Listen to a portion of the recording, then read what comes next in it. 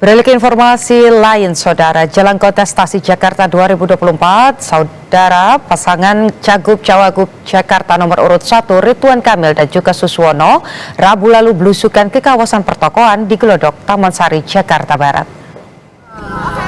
Saat menyapa warga dan para pedagang di kawasan Glodok, pasangan Ridwan Kamil Suswono berjanji akan menjadikan kawasan Glodok kembali menjadi salah satu pusat bisnis di Jakarta. Tak hanya itu, Ridwan Kamil juga bilang akan menyulap kawasan pecinan di Glodok sebagai salah satu destinasi wisata di Jakarta. Dalam momen ini, Ridwan Kamil dan Suswono sempat menyambangi toko obat dan berbincang serta mencicipi teh herbal yang disajikan pemilik toko.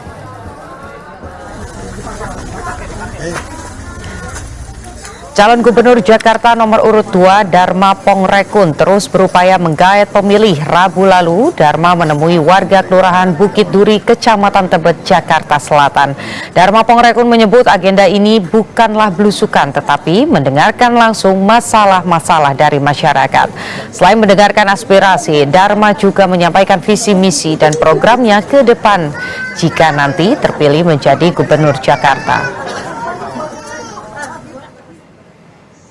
Sementara itu, pasangan calon gubernur Jakarta dan calon wakil gubernur Jakarta nomor urut 3 Pramono Anung dan Rano Karno kemarin mendatangi Rusun Tanah Abang, Jakarta Pusat. Saat bertemu warga, calon gubernur Pramono Anung bersama cawagup Rano Karno menampung keluh kesah warga. Pramono menyebut salah satu permasalahan di Rusun Tanah Abang adalah tata kelola.